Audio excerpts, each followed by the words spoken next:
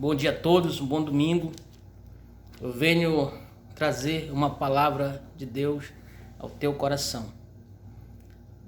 De antemão, estou fazendo uma homenagem para minha esposa.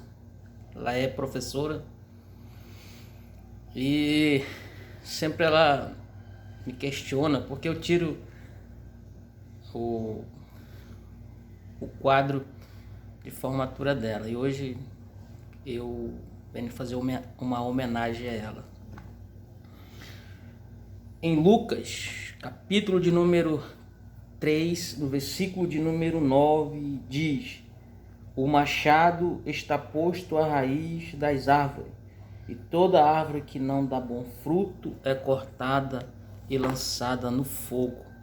Hoje eu quero lhe pedir desculpa e perdão, que eu quero me prolongar um pouquinho mais no vídeo, vai ser 8, 9 a 10 minutos, ok?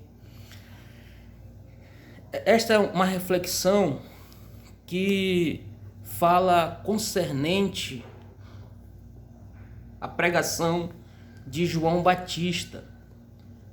João Batista, ele começa o seu ministério e essa é uma mensagem do próprio João Batista. E nós podemos encontrar ela em Mateus e também em Marcos. Mediante a isso, eu quero trazer uma visão nossa de cada dia. Eu gosto muito de me aprofundar a respeito da salvação. E por isso, em um vídeo outrora, eu falei justamente que todos os vídeos que eu farei será baseado na salvação, concernente ao evangelismo de salvação. Ontem eu vendo uma live de um doutor e professor com nome renomado, e ele dizia o seguinte, que em um determinado acidente que houve, uma pessoa ela se salvou daquele acidente devido a ela ter esquecido os seus documentos em sua casa, e ela volta para pegar o documento e acontece uma série de coisas e ele perdeu aquele voo, e aquele voo aconteceu um grande acidente. E ele falou, ele diz o seguinte, que aquele homem que escapou do acidente, ele diz, graças a Deus porque eu escapei. E o professor questiona, e aquelas pessoas que perderam a vida, será que foi da vontade de Deus também? Hoje nós vivemos em um momento difícil da nossa vida, da nossa geração, a qual uma doença ela se espalhou por todo o globo terrestre, e nós nos questionamos a mesma coisa. As pessoas que sobreviveram, que vão sobreviver a isso, vão dar graças a Deus porque sobreviveram. E as pessoas que perderam a vida? E as famílias que choraram? E as famílias que se lamentaram, que ficaram de luto, que dirão? Mas aí eu leio a palavra de Deus e João me diz que o machado está posto na raiz da árvore.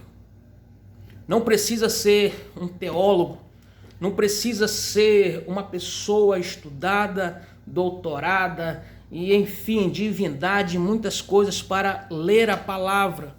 Hoje a palavra de Deus não está no poder de uma só denominação religiosa, como outrora estava.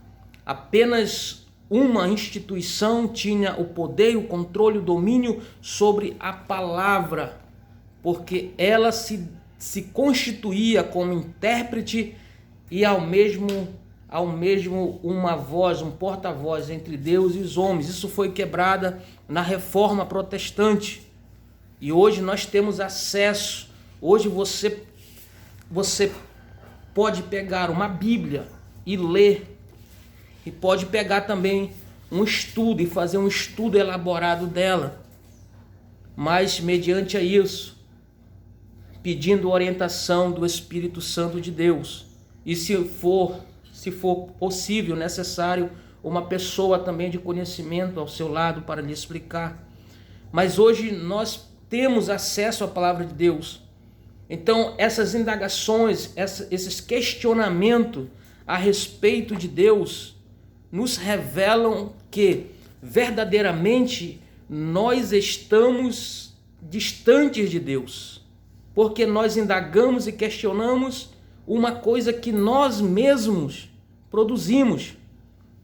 Quando uma pessoa agradece a Deus e a outra pessoa perde a vida e nós perguntamos onde está Deus, nós esquecemos de questionar que nós mesmos produzimos o nosso próprio caos.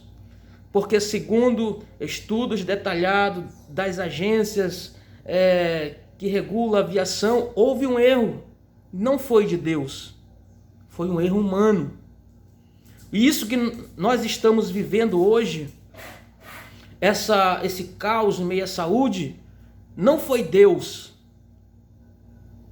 Claro, houve uma permissão de Deus, claro, mas não foi Deus que gerou tudo isso, foi o próprio homem. E por que nós não questionamos a nós mesmos? Porque é mais fácil colocar a culpa em Deus. É mais fácil colocar a culpa no divino do que em nós mesmos.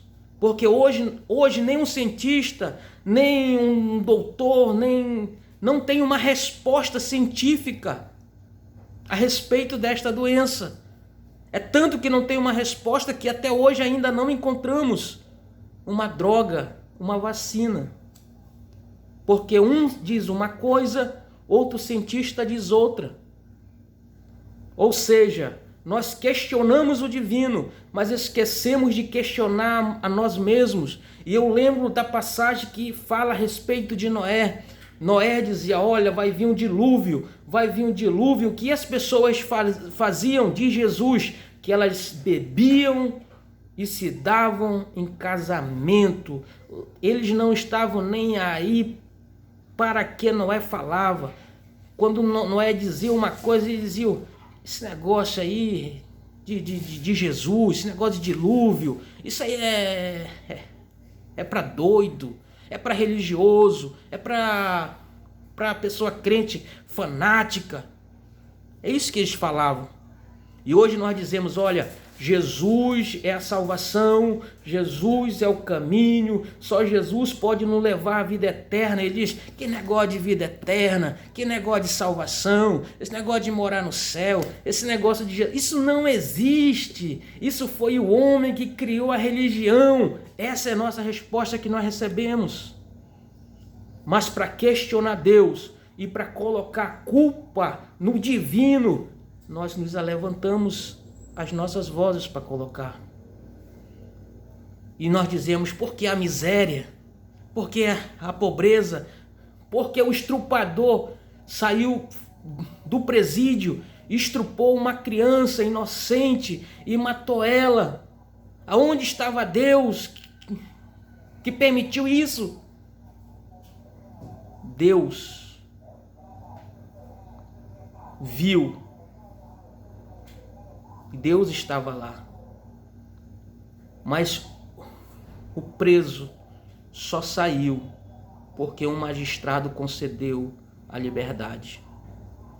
O estrupador só foi e estrupou aquela vítima inocente porque algum ser humano em algum momento produziu caos dentro daquele indivíduo e lhe deu atestado de boa conduta e ele foi liberado para com a sociedade novamente. Deus, ele te ama. Deus, ele não provoca caos. Deus, ele não provoca perturbação. Deus não está morto como nós, seres humanos, o matamos e temos matado todos os dias. Deus, ele está vivo. E ele te ama.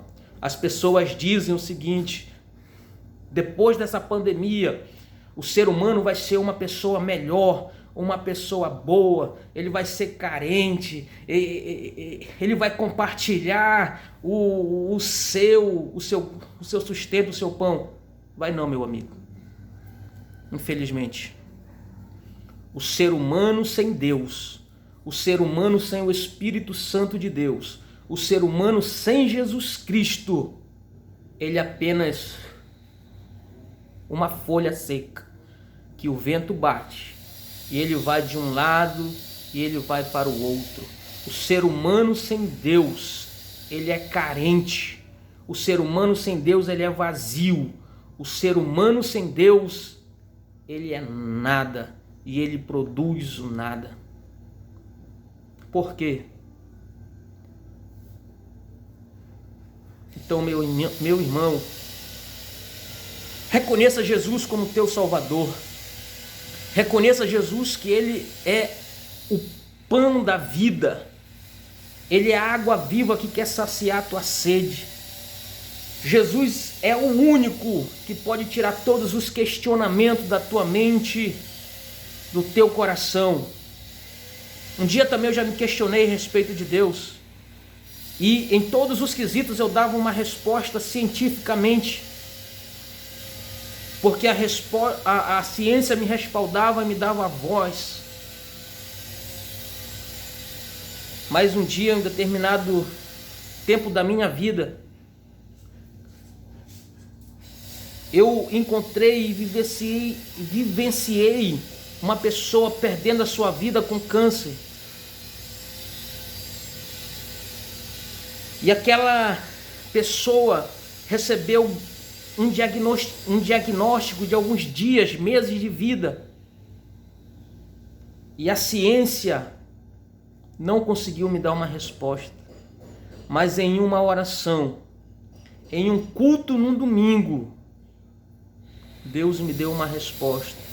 E esse ser vivente, esse ser humano hoje está vivo. Não tem uma sequela. Outra resposta minha e da minha esposa. Nós vivenciamos essa doença em nossos corpos. Pensamos que íamos desfalecer a vida. Mas Deus nos deu uma resposta. Não foi cloroquina, não foi química, não foi uma resposta científica. Eu posso dizer, foi Cristo. Foi Cristo que nos deu uma resposta.